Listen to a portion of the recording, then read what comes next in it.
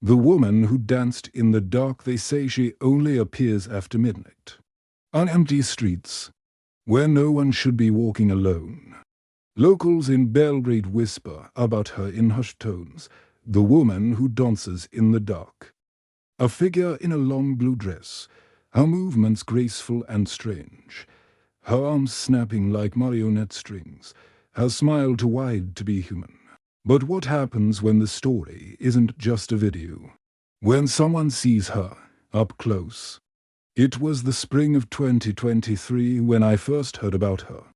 I was in Novi Sad, working freelance for a local paper covering digital folklore, modern legends, internet hauntings, that sort of thing. We'd already written about the Momo Challenge, Slenderman, the Blue Whale game. Clickbait for the curious. Then the video arrived. Brainy, shaky cell phone footage posted by a terrified driver on TikTok. A woman in a flowing blue dress twirling alone in the middle of an empty road at 2 a.m. Her movements were erratic, not like a dancer, but like someone fighting invisible strings. Then she noticed the camera. Her head jerked toward the car. Her smile cracked wider, unnaturally so. The driver panicked, fumbled with the keys, and the footage ended as the woman sprinted toward the car, her body bending in impossible angles. The video went viral. Police dismissed it as a hoax. A local performance artist denied involvement. But within weeks, copycat sightings spread. Nis Subotica. Even the outskirts of Belgrade. Same woman, same dress, same strange dance. At first, I thought it was hysteria. Until one night, I received a message. You want the truth about the dancing lady? Come to the bridge at Sremska at 1 o'clock a.m. Bring no one, no name, no photo. Just coordinates. Against my better judgment, I went. The city was empty when I arrived. Street lights hummed over the cracked pavement. The Danube whispered below the bridge, dark and endless. At exactly 1 o'clock, a figure stepped out of the shadows. She wasn't the dancing lady. She was trembling, terrified. A girl, maybe 19 or 20. Her eyes were wide, her breath ragged. She clutched something in her hands, the phone with a shattered screen. She's real, the girl said. And she's looking for me. I tried to calm her, but she shook her head violently. I escaped. She whispered, from the woods, from her. Before I could ask more, she thrust her phone into my hands. On it was a single video, filmed deep in the forest. The same woman in blue, dancing beside a bonfire, her face lit in flickering orange light. Round her, shapes moved, tall, silent, cloaked, and then the girl filming screamed. The camera spun, catching a glimpse of the dancer's face, pale, cracked, blood at the corners of her mouth, before the feed cut to black. When I looked up, the girl was gone, vanished into the night. And somewhere down the bridge, faint and distant, I heard it. The sound of a song. A low, melodic hum, followed by the soft shuffle of footsteps. She was dancing again.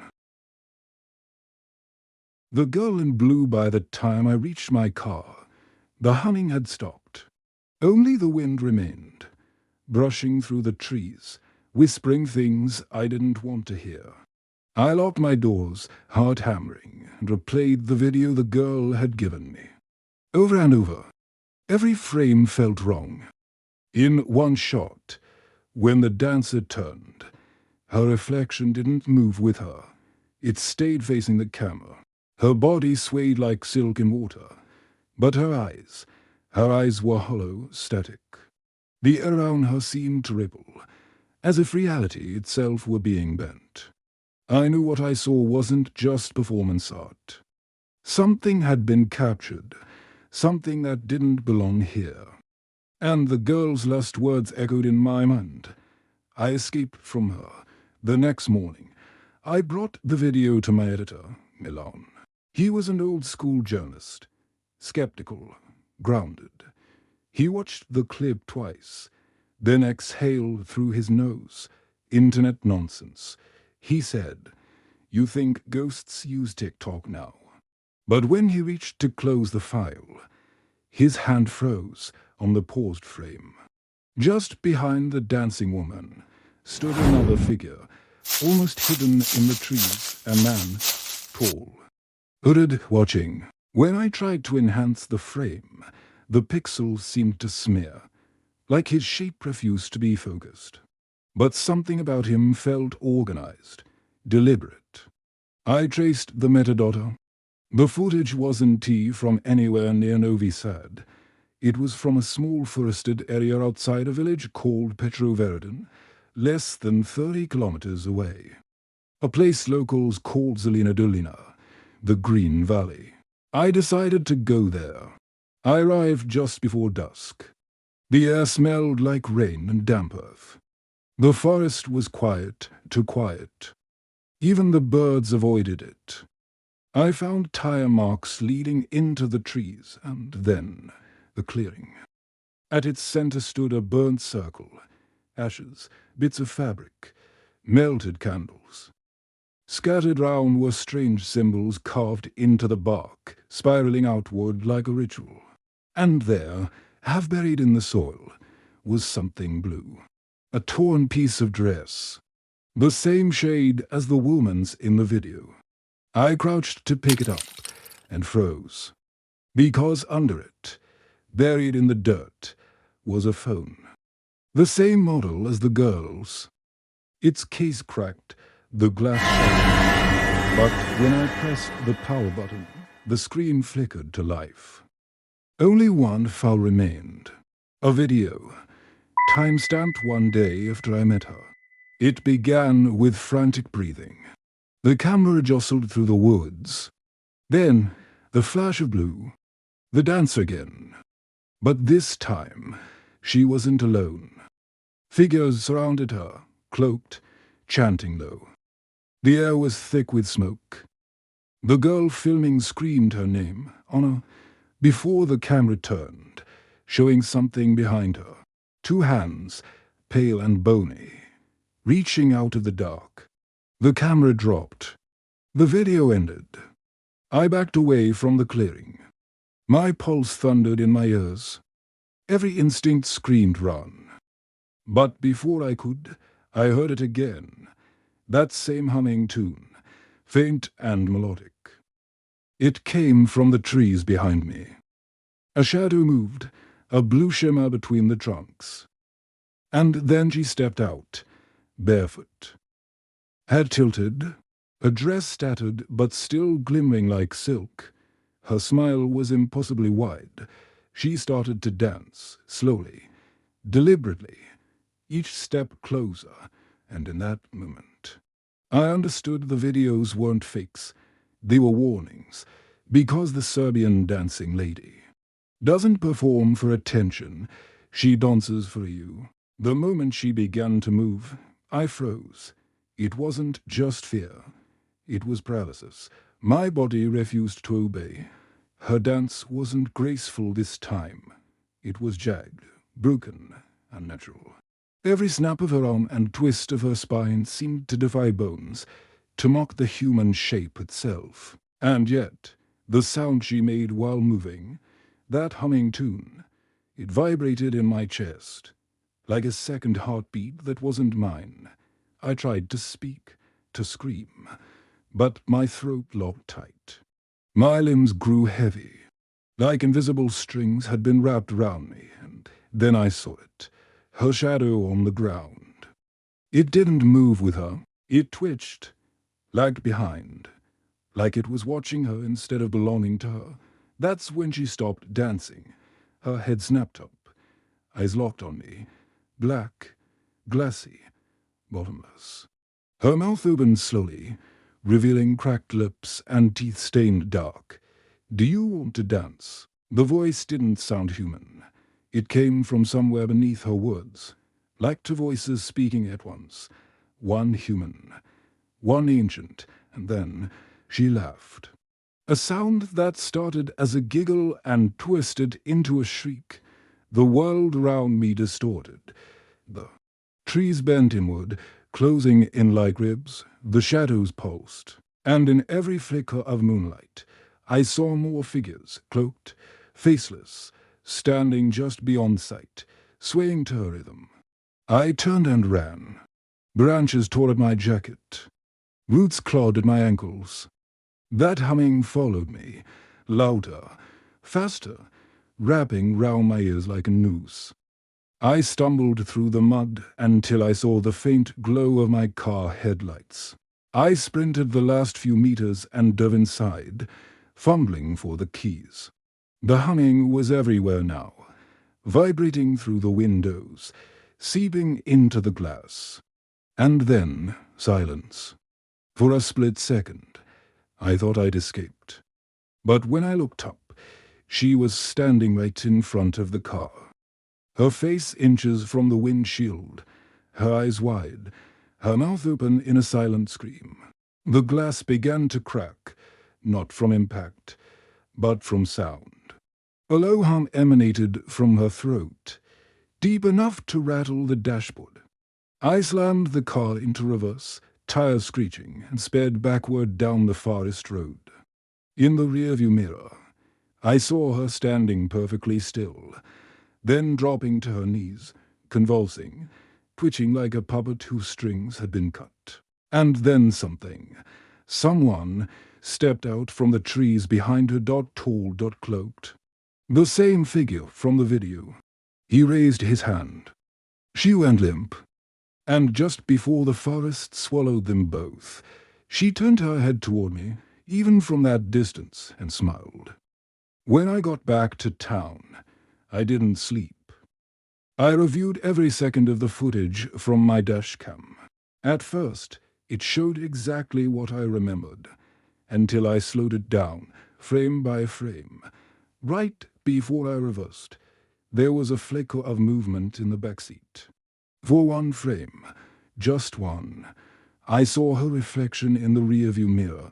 She wasn't outside the car anymore. She was inside. I don't remember driving home. One moment I was staring into the forest. The next, I was parked outside my flat in Novi Sad, shaking. The hum of the engine echoed the tune that still rattled in my skull. I should have called someone, police, friends, anyone, but how do you explain something that doesn't make sense in daylight? Instead, I did what I always do. I investigated. I started digging through missing person reports across Serbia. Between 2021 and 2023, 6 women had vanished between Belgrade and Petrovaradin. Most were in their 20s. Most disappeared after midnight, and then I found her, Anna Stojanovic, age 24, last seen near the Sremska Bridge, the same place where I met that terrified girl. Her description matched the dancer's exactly. Dark hair, blue dress, slender build. But her file included something else. History of mental distress following a fire at Petrovaradin Theatre. 2021. That was the year of the accident. A fire broke out, killing several dancers. The survivors were hospitalized, some never spoke again. Anna had been one. Of them, the official report said she disappeared months later from her psychiatric facility. Unconfirmed sightings followed of a woman in blue scene dancing near the ruins of the old theatre. I stared at the article until the words blurred. The girl from the bridge wasn't lying. She hadn't escaped a ghost, she'd escaped a ritual. The next evening, I drove back to the ruins. The Petrovaradin Theatre had burned down years ago now, just skeletal walls and broken seats. Inside, the smell of ash still lingered.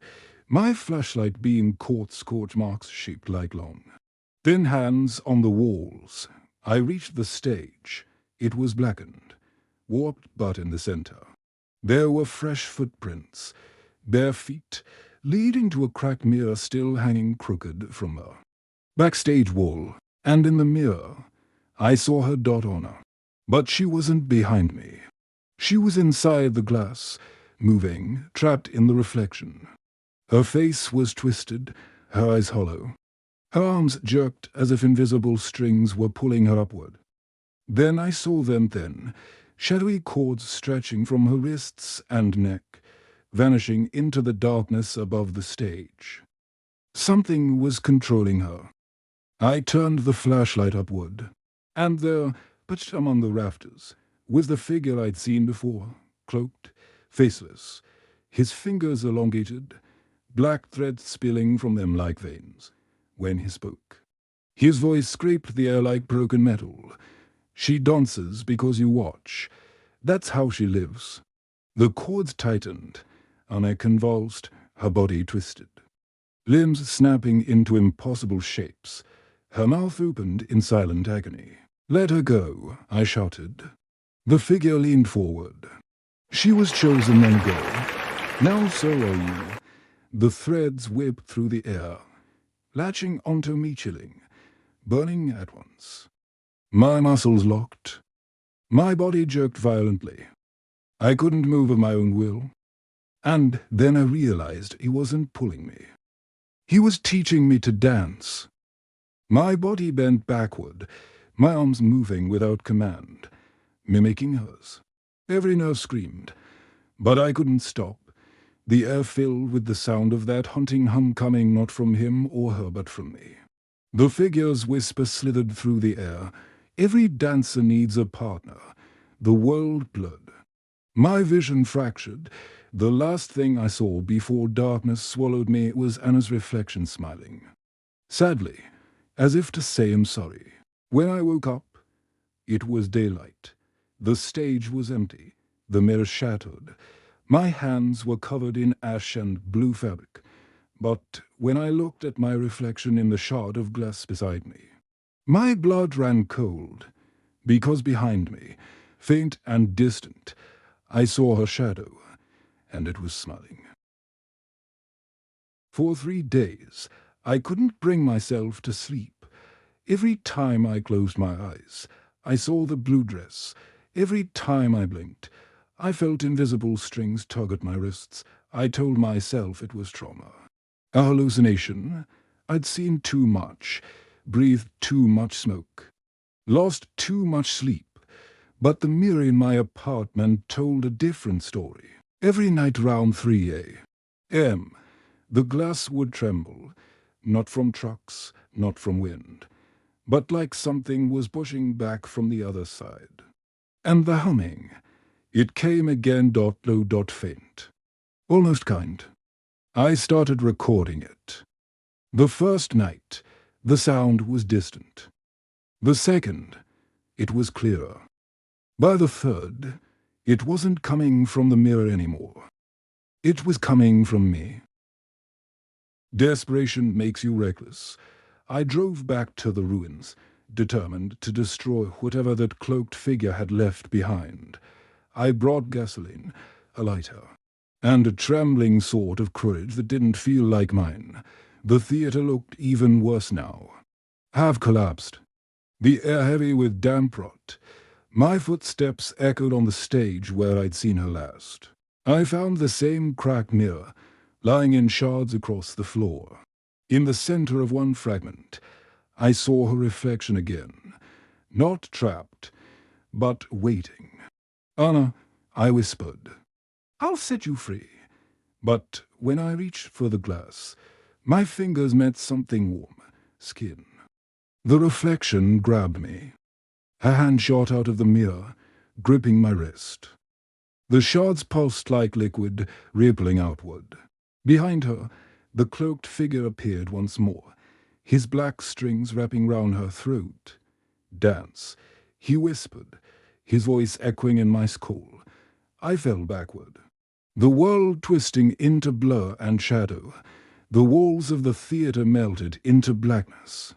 And suddenly I was standing in the forest again, the clearing lit by a cold blue light. Round me, hundreds of mirrors hung from the trees, reflecting endless versions of myself, each one moving differently. Some screamed, some smiled, some danced, and at the center of it all, Honor, she wasn't human anymore. Her face cracked like porcelain, her movements impossibly fluid, her voice a perfect echo of mine. "You came back," she said. "Now it's your turn." Before I could speak, the ground split beneath my feet. The strings, invisible but real, snapped tight round my wrists, my neck, my ankles. My body jerked upright, suspended in midair. I couldn't move on my own anymore. The humming started again. My voice, her voice, the figure's voice, all one. The mirrors vibrated. The forest pulsed with light. And then silence. I woke up lying on the side of the road outside Novi Sad. It was dawn. A driver had stopped, shaken me awake. He asked if I was all right. I said nothing. I just stared at my hands, covered in soot and blue silk threads. He drove me back to town. I told myself I'd escaped, that it was over. But later, when I got home, I found a message on my phone. No number, no name. Just a single video file. I pressed play. It was grainy footage, a dash cam. A man sitting in his car, frozen, his eyes wide. The timestamp was from last night. He was parked outside my building, and in the reflection of his windshield, behind him, I saw a figure in a tattered blue dress, dancing. Her smile, my smile, staring straight at the camera. And that was the moment I finally understood. No one escapes the Serbian Dancing Lady, because once you see her, she sees you too.